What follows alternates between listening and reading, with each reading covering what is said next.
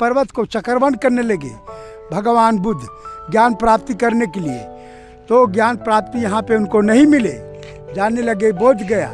राजा बिंबिसार बोले, प्रभु जब ज्ञान प्राप्ति मिलेगी तो मेरी मगध राज लौट कर आएंगे। भगवान बुद्ध वाला मैं अवश्य आऊँगा। बोध गया को ज्ञान प्राप्त मिलती है। ज्ञान प्राप्त मिलने के बाद फर्स्ट उपदेश सारनाथ गए, सेकेंड उपदेश मगध चलाए। सेकेंड मगध बेनुबन बिहार।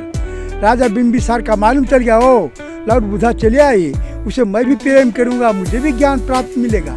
राजा बिंबिसार बोलने लगे, प्रभु मुझे भी ज्ञान प्राप्त दीजिए, आपके लिए आधा राज भी दान दूंगा। भगवान बुद्ध वाला मैं तो खुद राज छोड़ा का है बिंबिसार, तो मैं राज लेके मैं क्या करूंगा, मेरी बहुत विकास में दान दे सकती है। फर्स्ट बेनुबन टेक उनको दान में दिए। बहुत मठोवन मनाने लगे, बहुत भिक्षोभ सोना चांदी दान करने लगे, बहुत प्रचार करते श्रीलंका गए बिंबिसार राजा। उसी प्रचार में भगवान बुद्धा का भाई झगड़ा किया था देवदत्त, लुम्बिनी जंगल में एक हंस को लिए। भगवान बुद्ध तप करती थी और वो देवदत्त ने तीर चलाई, वो हंस को तीर लग गए, भगवान बुद्ध को सर में जाकर गिर गए। भगवान बुद्ध बोला, ये मेरी भक्त है। ये देवदत्त बोला, है तो मेरी शिकार है। देवदत्त उसी समय से झगड़ा था दोनों का। वो देवदत्त को मालूम चल गया, ओ ये भिक्षुओं को बड़ा महान होने लगा, चलिए धर्मों को हम डिसाइड कराएगा।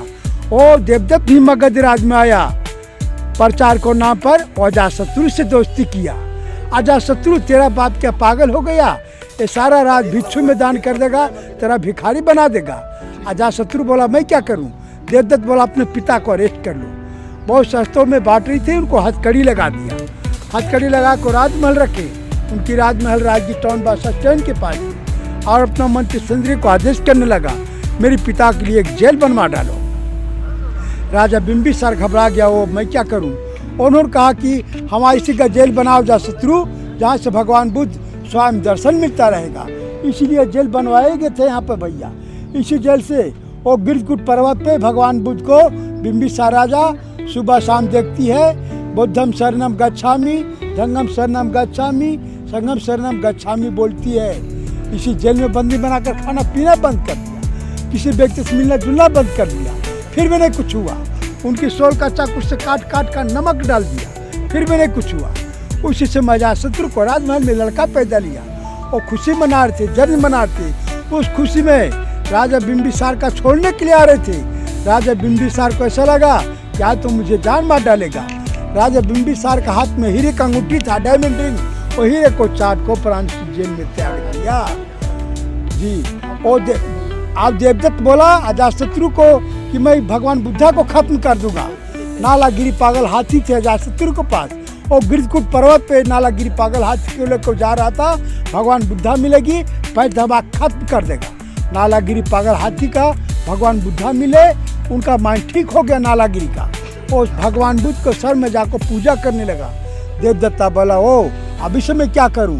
वो भगवान बुद्धा को पत्थर फेंको मारने लगे। वो देवदत्ता वो भगवान बुद्धा को पैर पैर जाकर लग गया। और देवदत्ता वो भगवान बुद्धा जीवक के पास इलाज करा थी। अजातशत्रु आए छोड़ने के लिए, अपने पिता को डेड बॉडी पाई। डेड बॉडी का जल्दीबाजी जीवक के पास गई। जीवक जांच किया, बोला अजातशत्रु आपका पिता खत्म हो चुका, मेरे पास क्या इलाज मैं इसे करूँ। उसी समय अजातशत्रु लो, मैं क्षमा किससे मांगूं। भगवान बुद्धा मिल जाती है, भगवान बुद्धा के सर में अजातशत्रु हो जाती है, भगवान बुद्धा क्षमा करती है। वहाँ से ट्रांसफर करको बिंबिसार का बेनुबन टेक जाकर दफन कर दिया जाती है। अजातशत्रु बौद्ध धर्म को स्वीकार बन जाती है। महेंद्र लाल, अच्छा महेंद्र लाल जी, थैंक यू।